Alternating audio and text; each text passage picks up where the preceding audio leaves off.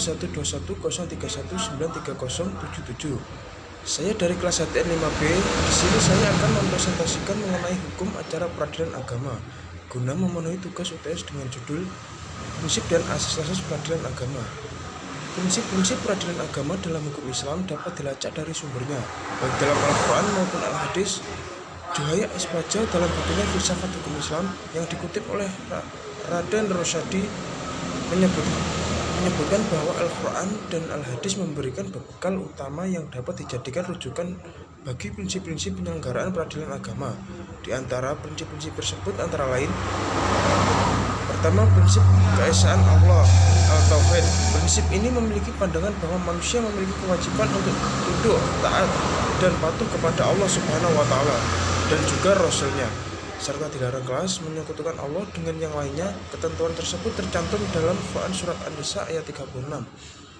Ayat tersebut dalam konteks penyelenggaraan dan prinsip peradilan agama merupakan prinsip yang paling utama karena berhubungan dengan keyakinan akan adanya yang maha adil dalam menyelesaikan perkara di antara manusia, yakni Allah Subhanahu wa Ta'ala. Ayat tersebut juga memberikan penekanan tentang arti penting hubungan kemanusiaan yang mesti dijaga dan dipelihara. Hubungan manusia dengan Allah diikat dalam satu hubungan khusus dalam bentuk hablum minallah, sedangkan hubungan antara manusia diikat dalam bentuk hablum minannas. Yang kedua yaitu prinsip keadilan. Prinsip ini memosisikan manusia pada kewajiban untuk menegakkan hukum-hukum Allah Subhanahu wa Ta'ala dan dilarang menerapkan hukum-hukum yang bertentangan dengan hukum-hukum Allah seperti tercantum dalam Quran Surat An-Nisa ayat 36. Ayat tersebut menjelaskan tentang konsep keadilan dalam menangani perkara yang berhubungan dengan sengketa perkawinan. Keadilan dengan dibuktikan dengan mengadakan perwakilan utusan atau hakam baik dari keluarga laki-laki maupun perempuan. Yang ketiga yaitu prinsip kebebasan. Prinsip ini memiliki pandangan bahwa manusia memiliki hak dan kewajiban dalam menentukan hidupnya. Hak dan kewajiban tidak boleh bertentangan dengan apa yang telah digariskan oleh Allah Subhanahu wa Ta'ala dan Rasul-Nya. Ketentuan tersebut terdapat dalam Quran Surat Al-Baqarah ayat 256. Ayat tersebut menegaskan tentang prinsip kebebasan dalam konteks keyakinan dan memilih agama yang benar.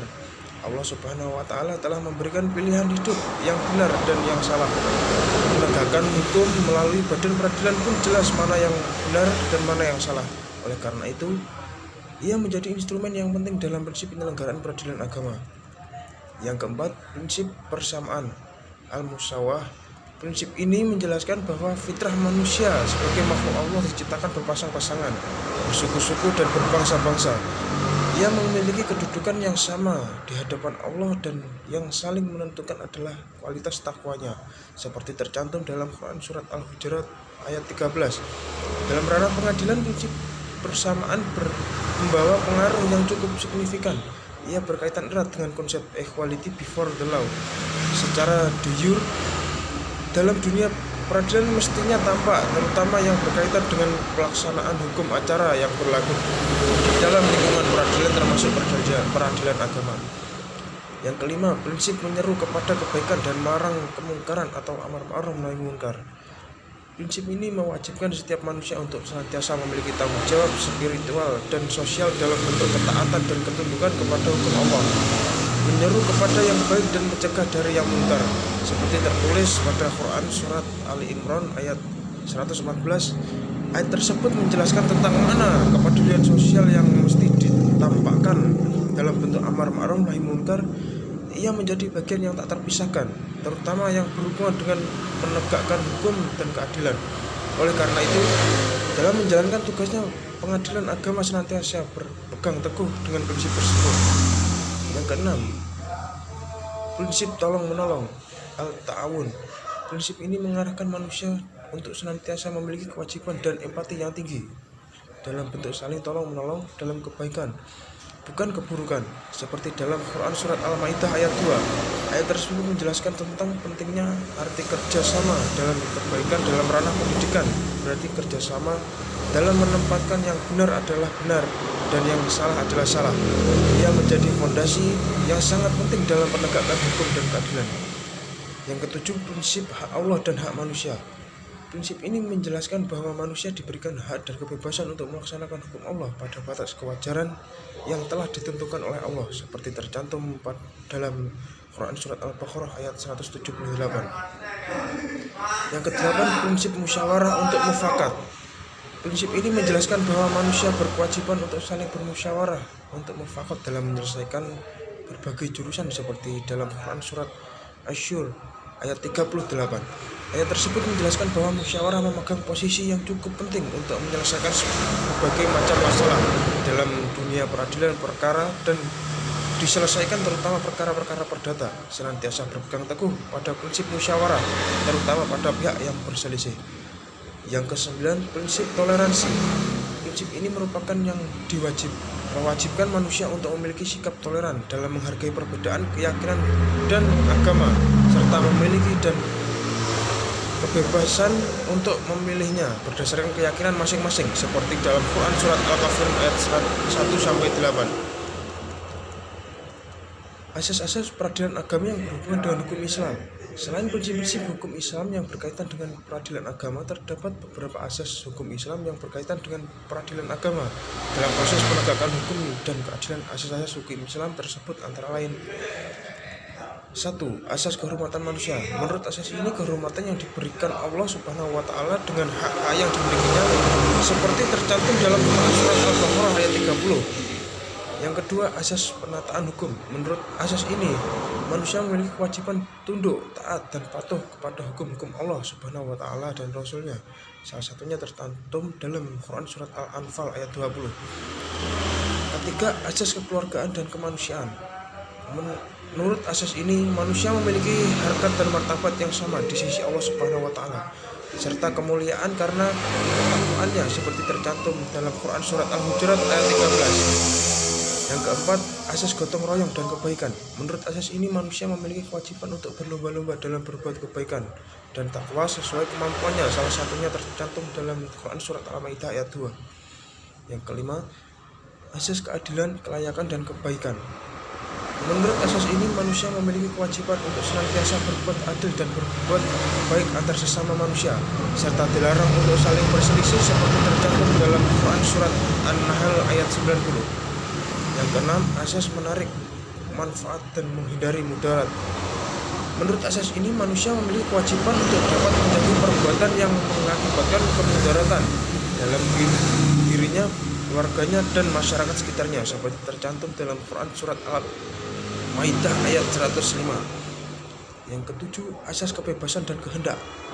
Menurut asas ini, manusia memiliki kebebasan untuk melakukan sesuatu tetapi dibatasi oleh kewajiban untuk tunduk, taat, dan patuh kepada hukum-hukum Allah dan Rasul-Nya seperti tercantum dalam Quran Surat Al-Anfal ayat 24. Yang kedelapan, asas kesukarelaan. Menurut asas ini, manusia memiliki hak atau kebebasan untuk dapat memiliki sesuatu asas atas dasar suka sama suka serta tidak melanggar hukum-hukum Allah dan Rasul-Nya seperti tercantum dalam Quran Surat An-Nisa ayat 29.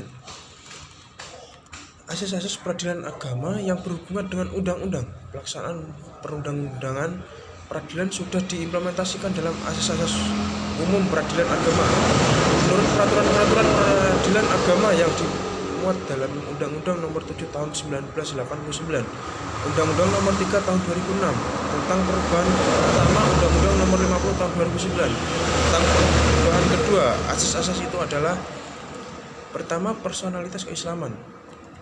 Pihak perkara pada pengadilan di lingkungan peradilan agama adalah orang-orang tertentu, yaitu orang-orang yang beragama Islam.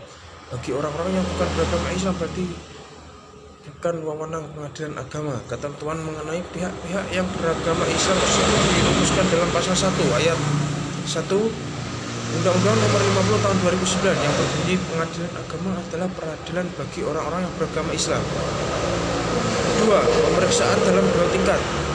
Pemeriksaan di dalam lingkungan peradilan agama dilakukan oleh peradilan agama sebagai tingkat pertama dan peradilan tinggi agama sebagai tingkat 2, sebagaimana ada dalam pasal 3 ayat 1 Undang-Undang Nomor 50 Tahun 2009 berbunyi, pengadilan terdiri dari peradilan agama yang merupakan tingkat pertama, dan pengadilan tinggi agama yang merupakan pengadilan tingkat banding.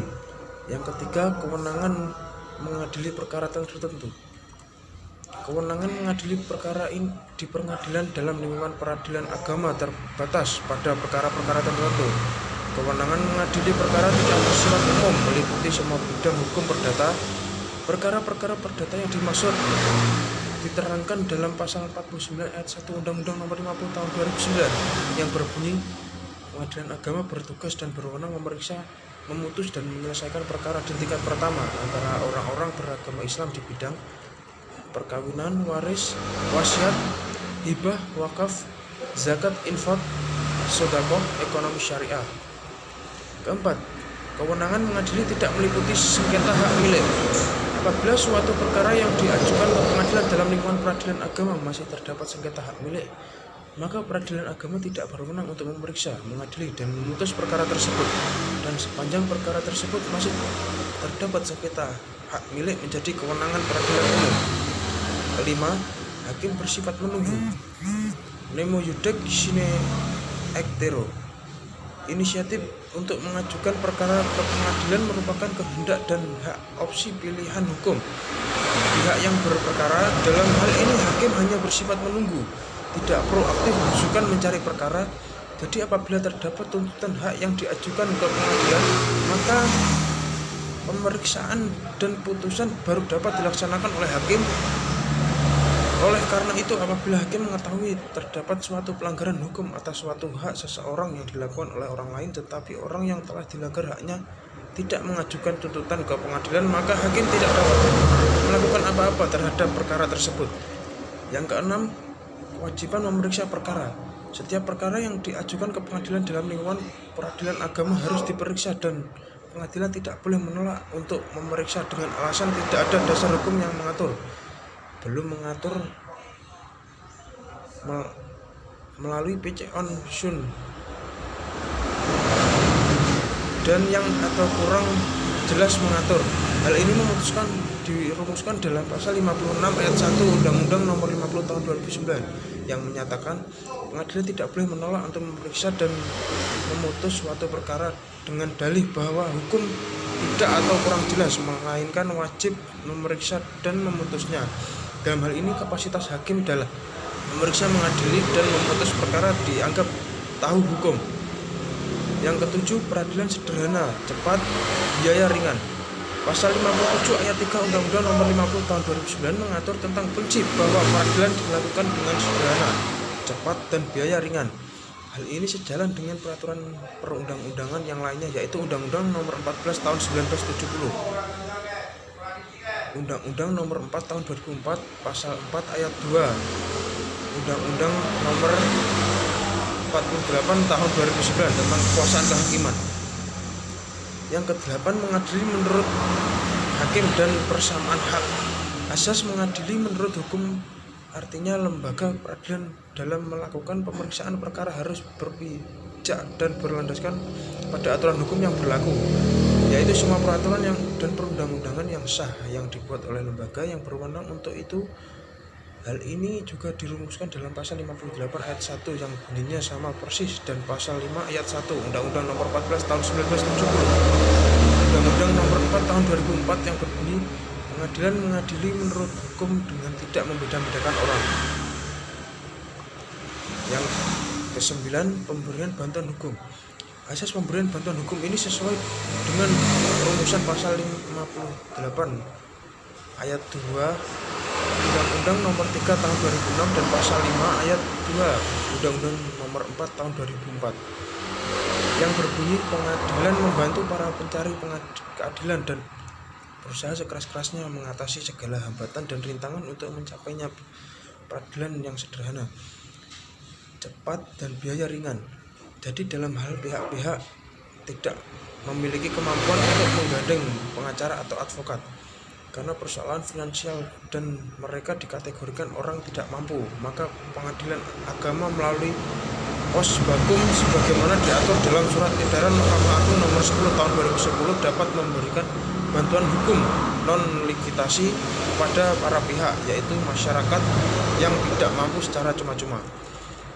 Yang ke-10, sidang terbuka dan bersifat umum. Pada dasarnya semua persidangan di lingkungan peradilan agama harus terbuka untuk umum. Artinya sidang tersebut harus dapat dilihat, didengar dan diikuti oleh masyarakat umum. Terdapat pengecualian atau klausul terbuka untuk umum dalam pemeriksaan perkara di lingkungan peradilan agama sebagaimana diluruskan dalam pasal 59 ayat 1 Undang-Undang Nomor 50 Tahun 2009 yang berbunyi sidang pemeriksaan pengadilan terbuka untuk umum kecuali apabila undang-undang menentukan lain atau jika hakim dengan alasan-alasan penting yang dicatat dalam berita acara sidang memerintahkan bahwa pemeriksaan secara keseluruhan atau sebagian akan dilakukan dengan sidang tertutup. Yang ke-11, putusan pengadilan memuat pertimbangan. Setiap putusan pengadilan atas suatu perkara yang diadilinya harus disertai dengan pertimbangan yang cukup dan juga matang. Pertimbangan yang cukup dan matang berarti putusan harus disertai dengan alasan-alasan, dasar-dasar hukum dan pasal-pasal peraturan yang bersangkutan serta sistematika, argumentasi, dan kesimpulan yang jelas, terang, dan mudah dimengerti oleh yang membaca. Hakim wajib mendamaikan asas kewajiban mendamaikan diatur dalam pasal 65 Undang-Undang Nomor 3 Tahun 2006 yang sejalan dengan pasal 39 Undang-Undang Nomor 1 Tahun 1974 yang berbunyi perceraian hanya dapat dilakukan di depan sidang pengadilan setelah pengadilan yang bersangkutan berusaha dan tidak berhasil mendamaikan kedua belah pihak, dan pasal 82 Undang-Undang Nomor 3 Tahun 2006 sejalan dengan pasal 31 Peraturan Pemerintah Nomor 9 Tahun 1975 yang berbunyi hakim yang memeriksa gugatan perceraian berusaha mendamaikan kedua belah pihak selama perkara belum diputuskan. Usaha mendamaikan dapat dilakukan pada setiap sidang pemeriksaan. Perihal upaya mendamaikan para pihak itu, mekanisme dan prosesnya telah mengalami peraturan khusus melalui peraturan Mahkamah Agung Nomor 1 Tahun 2008 tentang prosedur mediasi di pengadilan. Menurut peraturan Mahkamah Agung itu bahwa mediasi adalah cara penyelesaian sengketa melalui proses perundingan untuk memperoleh kesepakatan para pihak dengan dibantu oleh mediator. Oleh karena dalam lingkungan peradilan agama mediasi adalah suatu upaya dan yang diterapkan sebagai bagian acara dalam perkara perdata. Dengan kata lain, mediasi merupakan langkah yang harus dilaksanakan dan prosedur yang harus dilalui dalam proses perkara sengketa di peradilan agama, baik yang berkaitan dengan hukum keluarga Islam maupun yang berkaitan dengan ekonomi syariah. Sekian presentasi dari saya mengenai prinsip dan asas-asas peradilan agama. Bila mana ada kurang lebihnya saya mohon maaf. Wassalamualaikum warahmatullahi wabarakatuh.